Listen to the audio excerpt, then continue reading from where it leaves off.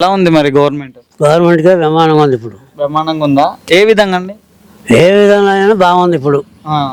దేనికైనా సరే అన్ని ముందంజలోనే ఉంది, బాగానే ఉంది. ఓకే, బాగా చేస్తున్నారా బాబు గారు?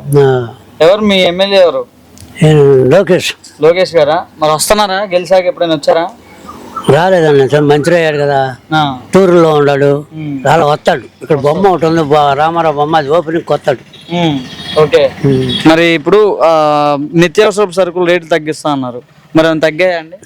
ఏం తగ్గినట్టే ఉండేవి కానీ అట్టగా ఉండే సరుకులు, అట్టగానే ఉండే కానీ ప్రాబ్లం లేదు, బాగానే ఉంది. ప్రాబ్లం ఏం లేదు. మరి కరెంటు బిల్లు కూడా పెంచినా అంటున్నారు. కరెంట్ బిల్లు సంవత్సరం మరి రాలేదు ఇంకా బిల్లు, అంటే అది వరకు బిల్లు అట్టగా వచ్చినాయి. పాత బిల్లు కానీ వచ్చినాయి, కొత్త బిల్లు పెంచలా. మరి ఆడోళ్ళ పైన వరుసగా అఘాయిత్యాలు జరుగుతున్నాయి కదా, వాళ్ళు ఉన్నప్పుడు జరగలా. వాళ్ళు ఉన్నప్పుడు మరి వందల సంఖ్యలో జరిగిందిగా. ఆడవాళ్ళని ఎత్తిపోయి నానా బీభత్సాలు చేశారుగా.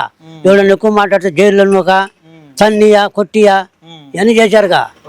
ఇప్పుడు వాళ్ళు అట్లా చేయట్లేదుగా, చట్ట ప్రకారంగా చెబుతున్నారు వాళ్ళు, చట్ట ప్రకారంగా వాళ్ళని శిక్షిస్తున్నారు. మరి పవన్ కళ్యాణ్ నిన్న లేదు అసలు గవర్నమెంట్ సరిగ్గా చూడట్లేదు అని చెప్పేసి అవునన్నాడు, హోంమంత్రి అన్నాడు.